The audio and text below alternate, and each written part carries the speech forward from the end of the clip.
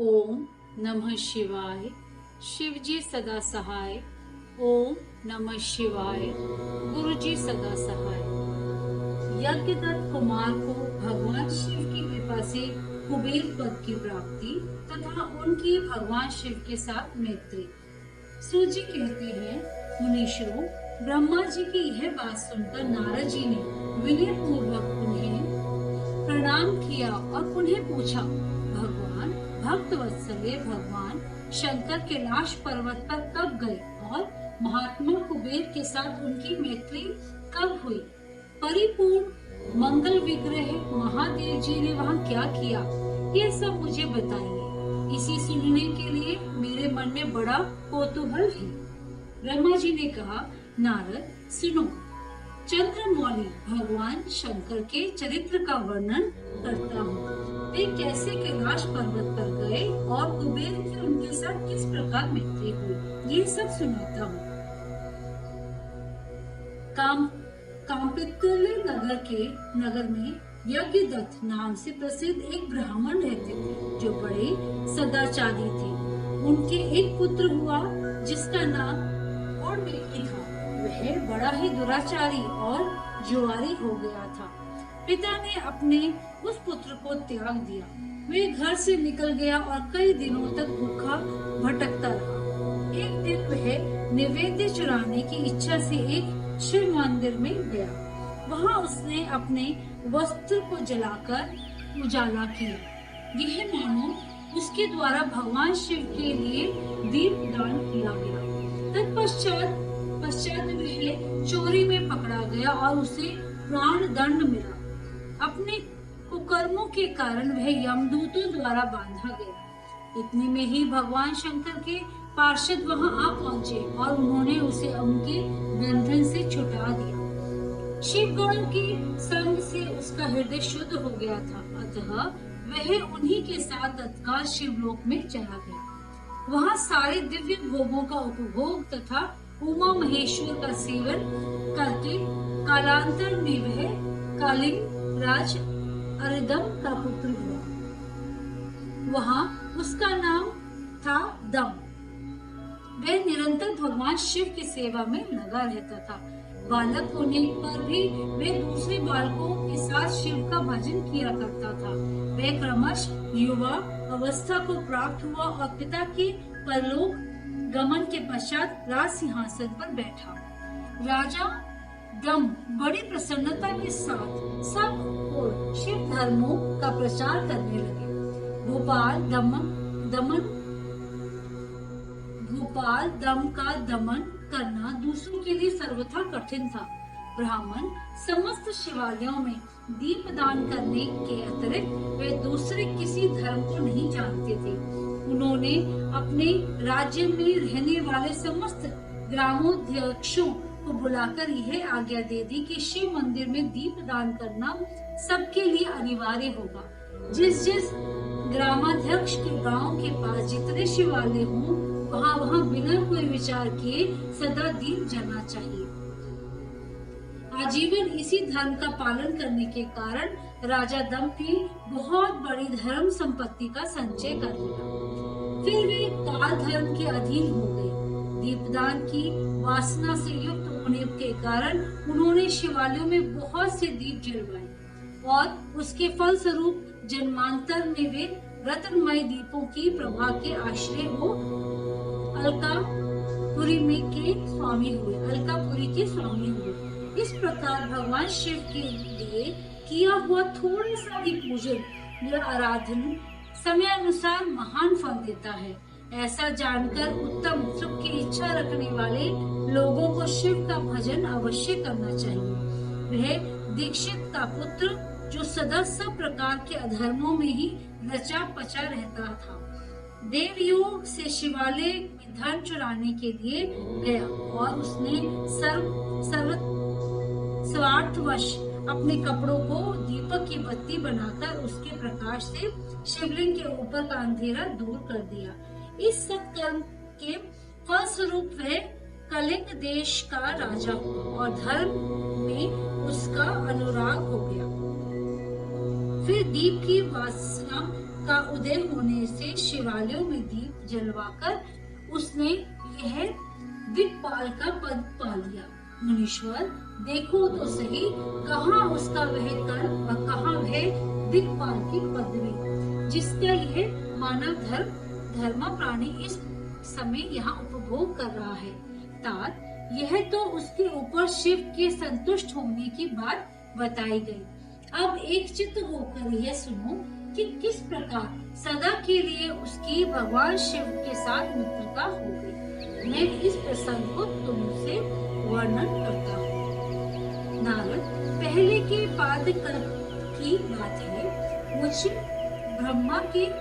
ब्रह्मा के मानस पुत्र पुलस्त्य से विश्वा का जन्म हुआ और विश्वा के पुत्र वैश्रवण कुबेर हुए।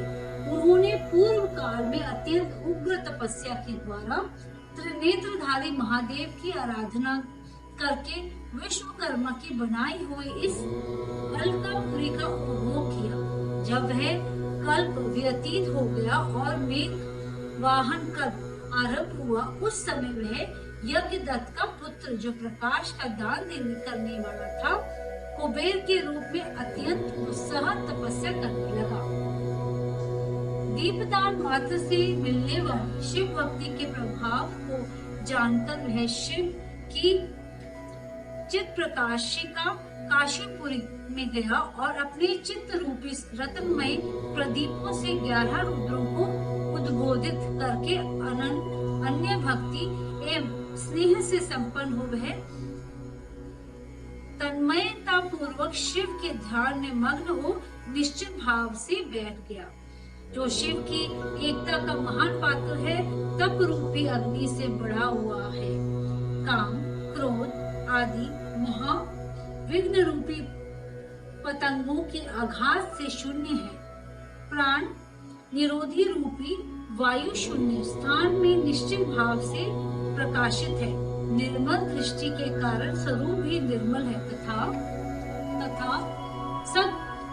सदाव रूपी पुष्पों से जिसकी पूजा की गई है, ऐसे शिवलिंग की प्रतिष्ठा करके वह तब तक तपस्या में लगा रहा जब तक उसके शरीर में केवल अस्थि और चर्म मात्र ही अवशिष्ट नहीं रह गई। इस प्रकार उसने 10,000 वर्षों तक तपस्या की। तदंतर विशालाक्षी पार्वती देवी के साथ भगवान विश्वनाथ कुबेर के पास आए। उन्होंने प्रसन्न चित्त से अलकापति को देखा। वे शिवलिंग में मन को एकाग्र करके ठूठे काठ की भांति स्थिर भाव में बैठे थे। भगवान शिव ने उनसे कहा, अलकापति, मैं वर देने के लिए उद्यत हूँ, तुम अपना मनोरथ बताओ। ये वाणी सुनकर तपस्या के धनी कुबेर ने जो ही आँख खोलकर देखा, त्यों ही उमा वल्लभ भगवान श्रीकंठ सामने खड़े दिखाई दिए। वे उदय काल के सहस्त्रों सूर्यों से भी अधिक तेजस्वी थे और उनके मस्तक पर चंद्रमा अपनी चांदनी बिखेर रहे थे। भगवान शंकर के तेज से उनकी आंखें चंधिया गईं। उनका तेज प्रतिहत हो गया और वे नेत्र बंद करके मनोरथ से भी परे विराजमान देव देवेश्वर शिव से बोले, नाथ, मेरे नेत्रों को वह दृष्टि शक्ति दीजिए जिससे आपके चरणाविंदों का दर्शन हो सके।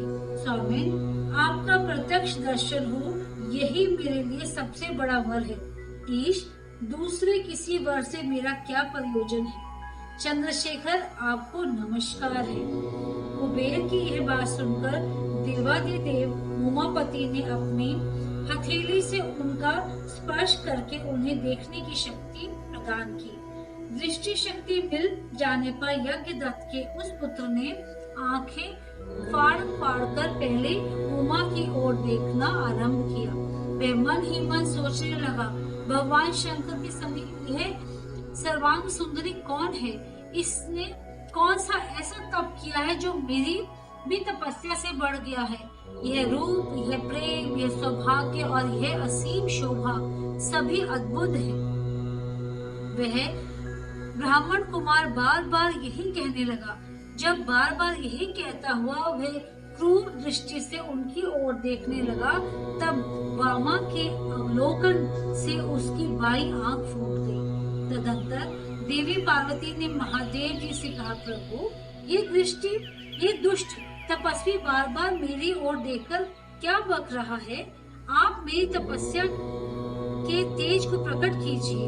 देवी की यह बात सुनकर भगवान शिव ने हंसते हुए उनसे कहा, यह तुम्हारा पुत्र है, ये तुम्हें क्रूर दृष्टि से नहीं देखता, अपितु तुम्हारी तप संपत्ति का वर्णन कर रहा है। देवी से ऐसा कहकर भगवान शिव ने उस ब्राह्मण कुमार से बोले, वत्स, मैं तुम्हारी तपस्या से संतुष्ट होकर तुम्हें वर देता हूँ, तो निधियों के स्वामी और वों के राजा हो जाओ। सुव्रत यक्षों, किन्नरों और राजाओं के भी राजा होकर पुण्य जनों के पालक और सब के लिए धन के दाता बनो। मेरे साथ तुम्हारी सदा मैत्री बनी रहेगी और मैं नित्य तुम्हारे निकट निवास करूंगा। मित्र, तुम्हारी प्रीति बढ़ाने के लिए मैं अलका के पास ही रहूंगा। आओ, इन उमा देवी के चरणों में साष्टांग प्रणाम करो, क्योंकि ये तुम्हारी माता हैं। महाभक्त यज्ञदत्त कुमार, तुम अत्यंत प्रसन्न चित्त से इनके चरणों में गिर जाओ। ब्रह्मा जी कहते हैं, नारद इस प्रकार वर देकर भगवान शिव ने पार्वती देवी से फिर कहा, देवेश्वरी, इस पर कृपा करो। तपस्विनी, यह तुम्हारा पुत्र है। भगवान शंकर का यह कथन सुनकर जगदम्बा पार्वती ने प्रसन्नचित्त हो यज्ञदत्त कुमार से कहा, वत्स, भगवान शिव ने तुम्हारी सदा निर्मल भक्ति बनी रही। तुम्हारी बाई आंख फूट ही गई है, इसीलिए एक ही पिंगल नेत्र से युक्त हो। महादेवी जी ने जो वर दिए हैं वे सब उसी रूप में तुम्हें सुलभ है। बेटा, मेरे रूप के प्रति ईर्ष्या करने के कारण तुम कुबेर नाम से प्रसिद्ध हो गए। इस प्रकार कुबेर को वर देकर भगवान महेश्वर पार्वती देवी के साथ अपने विश्वेश्वर धाम में चले गए। इस तरह कुबेर ने भगवान शंकर की मैत्री प्राप्त की और अलकापुरी के पास जो कैलाश पर्वत है वह भगवान शंकर का निवास हो गया। अध्याय 17वां 18वां